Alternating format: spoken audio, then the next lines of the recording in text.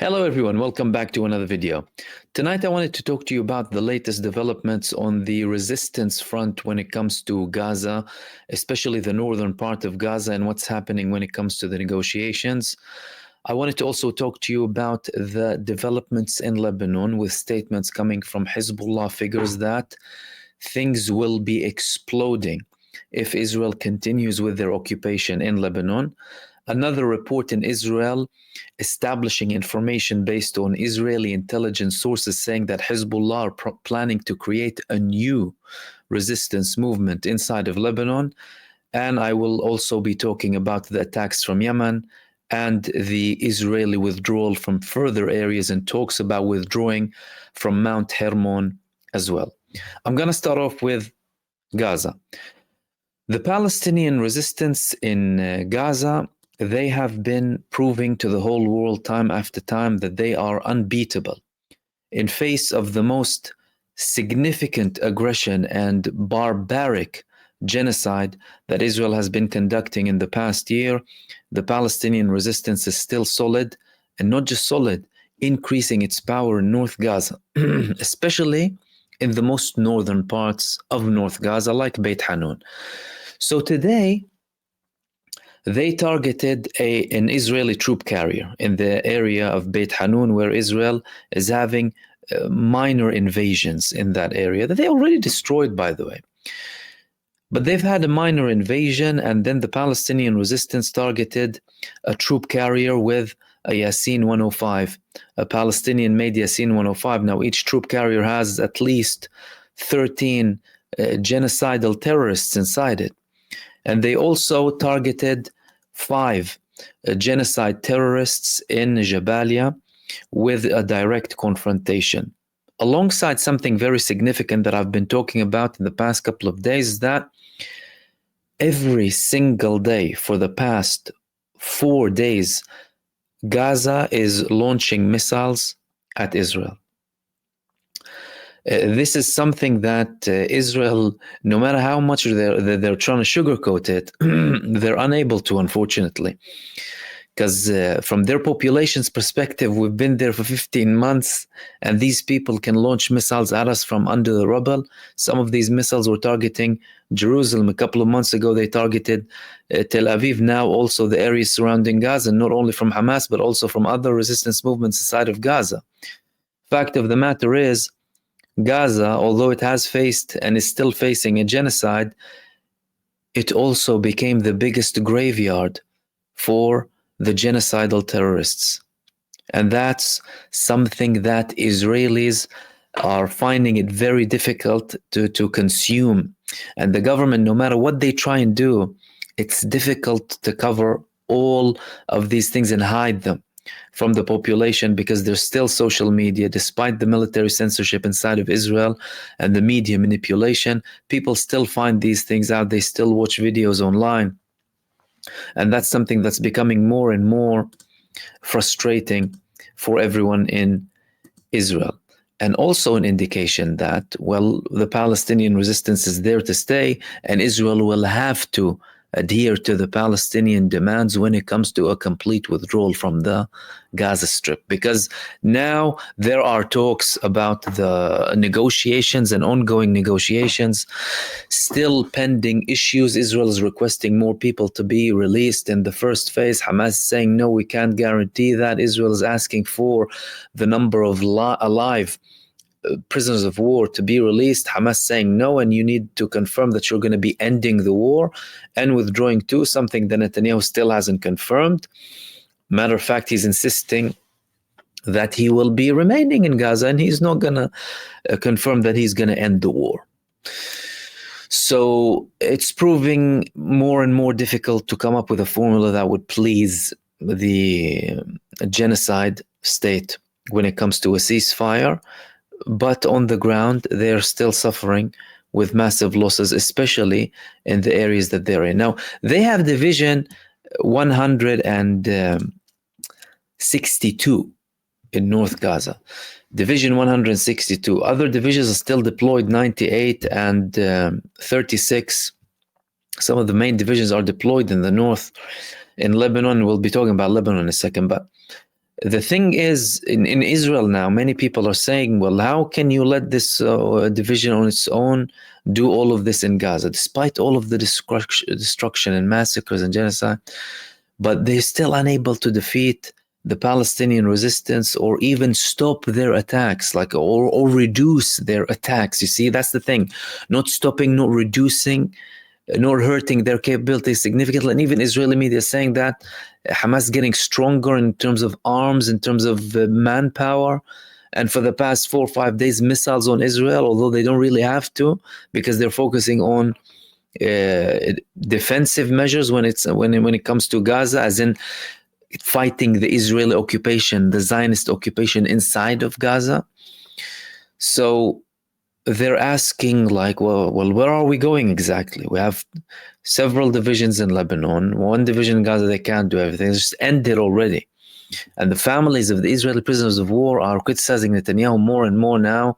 The mother of Matan Tsengauker, she's saying that Netanyahu is insisting on killing my son as well. And Hamas are already saying Netanyahu has a plan to kill all of the Israeli prisoners of war. Hamas have been saying that from day one, and now they're reiterating it again. Hamas saying that he's trying to kill all of the Israeli prisoners of war, so they are no longer used as a card against him. Now, when it comes to the information coming from Israel about the assassination of Ismail Haniyeh, Israel released more details recently about planting a device in his room and blaming Iranian security forces to, of course, create tensions between the Palestinian resistance and Iran. And likewise, they like to create tensions and divisions between the movements in the region, the resistance fronts too, and countries as well. Hamas are denying that. Hamas is saying, no, there was no bomb planted when Ismail Haniyeh was assassinated in Tehran. As a matter of fact, we carried out a joint investigation with the Iranian security forces, and they proved that a projectile, or most likely a small missile, weighing 7 kg, was what landed in the room and targeted Ismail Haniyeh, indicating that it could be something launched from UAV. 7 kg. You don't need a fighter jet for that, really. And Israel is, of course, still trying to play on the card of, no, it was actually Iran. They're betraying everyone. They're selling the resistance. They're selling Hisbah. They're just playing with Hamas, all of that talk. That unfortunately is also repeated by some observers, when it comes to Iran. That's not true, And again, when it comes to the development, especially when it comes to Syria, there's a lot of misinformation going on, especially with what's happening on the ground currently and current Iranian activity inside of Iran. And even the Syrian government, although they have faced all of these years confronting Iran and Hezbollah in Syria, and they told Iran, we don't want you to interfere inside of Syria. They've been fighting for 14 years now. They confirmed that the foreign agents are active inside of Syria to try and escalate the tensions between everyone again and not let the Syrian state settle and drag Syria into another bloody civil war and potentially divide Syria. And we'll reach the Syrian subject later on in this video. The next thing that I wanted to talk to you about, Israel is now saying that Hezbollah are preparing something, planning a surprise. And it's not just Israel, it's also some analysts inside of Lebanon. One of them, Qasim Qasir, his name is, who's a well-known analyst in Lebanon, saying that Hezbollah should create a new resistance movement that would gather everyone. Now, Hezbollah already have an umbrella, well, not an umbrella, a side organization called the Kata'ib al-Muqawama, something of the sort, or the resistance brigades against Israeli occupation. Anyway, an organization, sister organization, they train and arm as well, but that has many of the Lebanese society from different kind of religious backgrounds. so that they don't feel like they need to be under the ideological role or adhere to Hezbollah when it comes to ideology. But people already know that, but now there are more calls to create a new resistance movement inside of Lebanon that doesn't speak about Hezbollah, because there's a big argument that Hezbollah are, bearing the brunt of the resistance against Israel, and that no, we should have something bigger because there are other resistance movements inside of Lebanon, and it needs to be something more national, more on a national scale when it comes to Lebanon. There are a lot of shifts in the region now, and there's a creation or somewhat of a reshaping of the whole front, even when it comes to the resistance against Israel. But it's also Israel saying that. There was a report in one of the Israeli newspapers saying that what's cooking in the north, Hezbollah, according to them, of course, Hezbollah is dead. Hezbollah is nowhere near dead. Hezbollah is a very strong organization. They still have capabilities to hit Israel really badly. But then they're saying that, of course, propaganda. But the alternative, according to them, the alternative is much deadlier. What is the alternative? The alternative, according to this report, is a new organization that will be a new kind of militia, right? Israeli intelligence sources have revealed that Hezbollah, considering establishing a new militia that will operate under a different name, similar to the model of Katab Hezbollah in Iraq.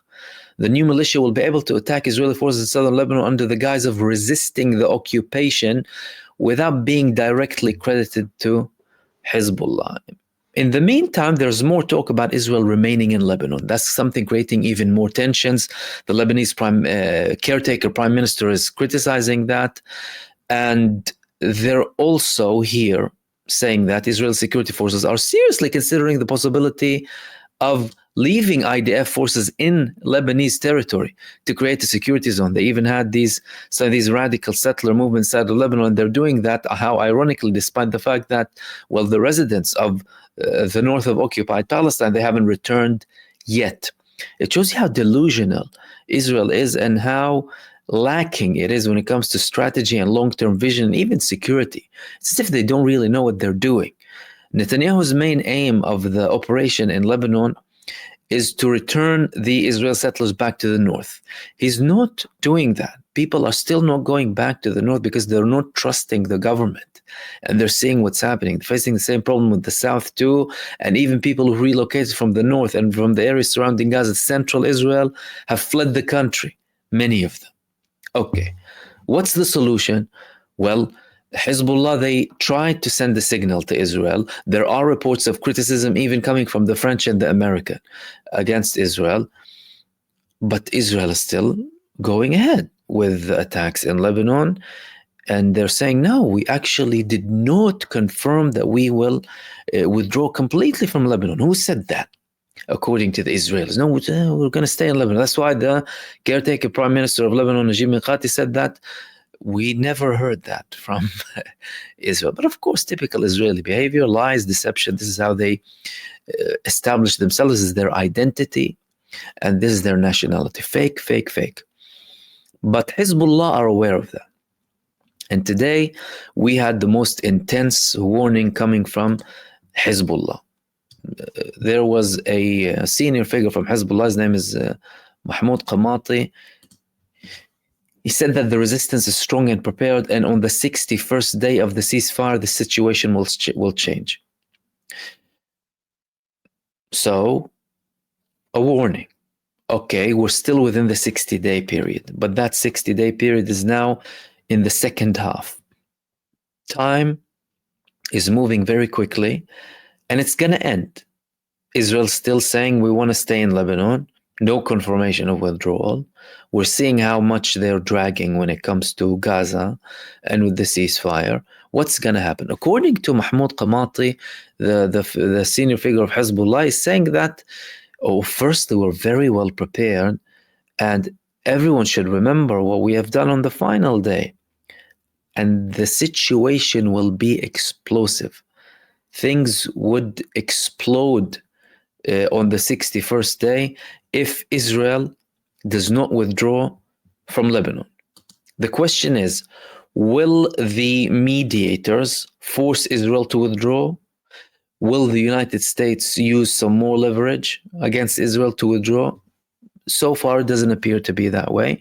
A fact of the matter is the US has been enabling all of this and enjoying the cash for the military-industrial complex at the expense of the taxpayer, American taxpayer, that is.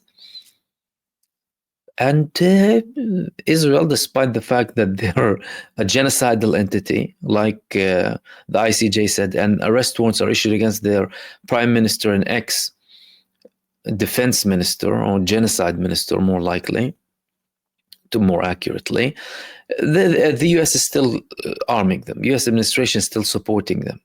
Okay. Hezbollah then might tell you, all right, if you don't want that, and Hezbollah, again, the fact that they're not really using the Israeli breaches of the ceasefire as an excuse to completely break the ceasefire, is that they're genuinely interested in a ceasefire, and they are concerned about the civilian population too. They have other pressure as well. There are changes in Syria too that didn't come in the favor of Hezbollah. And from their perspective, they didn't necessarily want to go on a full-scale war with Israel now, but Israel appears to be pushing for that. And they're still sending messages to Hezbollah by attacking, well, not only certain villages and having presence inside of Lebanon, but also the weapon shipments still ongoing from Syria somehow. Israel's still attacking those areas and saying that wherever Hezbollah try and test us, we will be targeting them. So, very interesting days ahead. The behavior of Israel, especially after three weeks from now, will most likely indicate where things are going, because they can't leave the withdrawal to the last day. It takes time to withdraw forces, and when an agreement says by day 60 they will withdraw, you need to be out by then, because they said they would gradually withdraw. As far as what I knew from the actual agreement, by day 60, no Israeli presence should be in Lebanon. And that takes time. And they withdrew from areas like Al-Khiyam, for example. But to withdraw the remaining forces, well, that takes a bit of time. It takes several days or a week or so. Equipment, the arms, whatever they have. If they don't, like 1 week before the deadline, that would indicate that they're planning to stay. And at that stage, Hezbollah would probably start preparing. Not that they're not preparing now. I think they've already prepared from now based on their performance against Israel.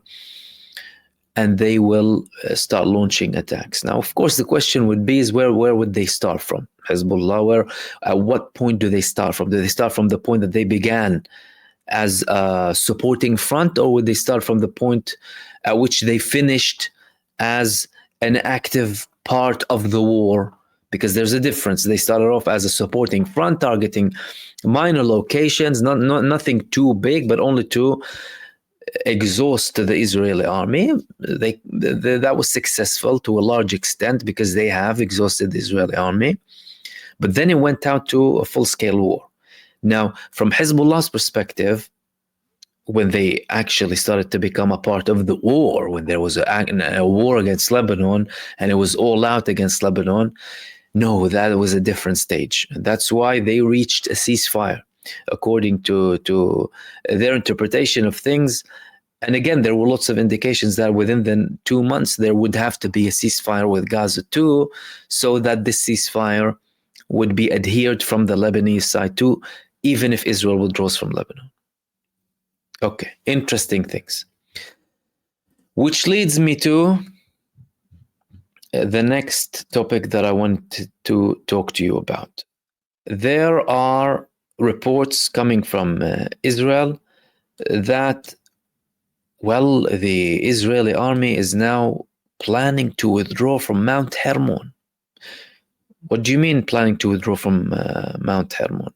This is an area that Netanyahu said such an important area. They're using the vacuum in Syria, but they never said that we're going to stay there forever. They said we want to check the situation. They're still their tone against the new people in power when it comes to Syria is still the same. They're calling them terrorists, jihadis, and thugs and gangs and what have you. Although they clearly stated, by the way, the interim government in Syria, we're not interested in a war. We're not interested in wars now. We're interested in recovery, healing. 600,000 Syrians died, 9 million refugees, many people. There's still mass graves inside of Syria, people being freed from prisons that they've been in for decades. There's lots of problems. Infrastructure destroyed. Now the army's destroyed the whole infrastructure of the army. Israel destroyed it. And they're still having negotiations to unite Syria, especially with the SDF. So Israel still, they didn't mind that. But despite the Israeli invasion in Syria, now they're planning to withdraw from certain areas. Firstly, I spoke about a report that Israel started to withdraw from some of the areas in the Dir'a countryside, because although there was an inaction from the new interim government against Israel, apart from very small comments, there were people protesting. But now, now they started to actually withdraw from areas in the Dir'a countryside. But not just the Dir'a countryside. They're also talking about the danger of the Mount Hermon on their soldiers, the danger for the fighters on the Syrian Mount Hermon, snowstorm without rescue.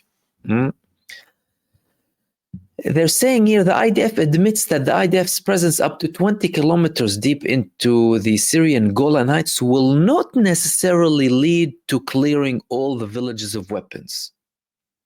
So what's the aim then? You previously said, we're worried about these people coming and what have you. The army may leave populated areas where it has been stationed. We have learned lessons from the incidents with the protesters. Soldiers will have to survive on their own in the event of a blizzard in the peak of Mount Hermon. So again, notice the terminology that they're using here. Firstly, no, we don't actually need to be deep into, Syrian territories, although some of the areas were buffer zones, primarily by the UN, with UN forces inside these areas. And they're admitting that, well, we might have to live with the fact that there will be certain weapons on villages next to us. Why? Because this action, our presence there, will not necessarily lead to clearing all villages of weapons. That means Israel is saying, I'm happy for there to be weapons in those areas without my presence there. And then we've learned lessons from the incidents with the protesters. And then talking about the risks of the soldiers. Like your soldiers are being slaughtered in Gaza. Isn't that a more pressing thing? Why are you saying that now about Mount Hermon and the fact that you're worried about protesters? You brutally murder children. Who are you kidding? Who are you kidding? Why are they saying that though? They're saying that, and the moves that they're withdrawing from parts of the Dir'a countryside indicate that after Israel used the vacuum of the change inside of Syria, and after they also had massive strikes on the army infrastructure, army bases, and some of the Navy, of course, some of the main divisions inside of Syria, for them not to fall in the new interim government hands, clearly indicating that they were not worried about them when they were in the previous government's hands. Now they're saying, okay, we might have to withdraw, and it might be risky. This indicates that there's something happening in the background, putting pressure on Israel to withdraw from these areas, and that their presence will not be tolerated. Because now they entered, the new interim government did not want to escalate the front with Israel to give them more excuses to go on all-out war with them so that Israel can destroy everything inside of Syria. They're trying to recover and end that period that they faced with the previous government. And the main countries involved in this, well, primarily Syria and Turkey. These would be the two primary countries. Turkey has a lot of leverage. They have a lot of presence inside of Syria, and they have a lot of impact because they backed the SDF and the SNA. They had millions of Syrian refugees. They faced problems because of the lack of security and stability inside of Syria because of movements like the PKK and the YPG. And that was a big problem for them. The last thing they wanted is another problem with Israel. And they've sent threatening messages to Israel before, both from the governmental level and people who are in the coalition with Recep Tayyip Erdogan, saying that, they need to withdraw. Now, when it comes to the Syrian interim government, they said they will be using everything when it comes to diplomatic means to deal with the matter. Is that bearing fruits when it comes to Israel withdrawing and the talk about withdrawing even from Mount Hermon, that Israel considered to be very strategic? Could be something. However, of course, things are only moving very fast inside of Syria, and it's about monitoring the situation. It's very quick to judge how things would look like, how things would be inside of Syria. Every week we have something new. Based by things that are moving so far, it looks like the new people in power, they want stability when it comes to Syria, but many countries wouldn't want that stability for Syria. Primarily the United States and Israel. And the final thing that I wanted to talk to you about is the attack that was carried out by Ansarullah. Ansarullah in Yemen, they targeted Jerusalem and central Israel again today, twice. Israel said that they intercepted both the missiles, however, explosions were heard in these two areas. And that came following a reported attack inside of Yemeni territories. So Israel and the Genocide Coalition, they're having these attacks in Yemen, but Ansarullah are not stopping. Israel is suffering heavily when it comes to these attacks economically, massively, following the embargo imposed on them by Ansarullah, taking any ship that is linked to Israel and forcing the Eilat port to go bankrupt completely. None of that should be underestimated, the effect of Ansarullah. Now they're attacking again. And all of the leaders of Ansarullah, like some of their leaders speaking today, one of the political leaders saying that we're not worried about threats to our lives. These people think that they worry us by saying, oh no, we'll target you or we'll kill. We're not worried.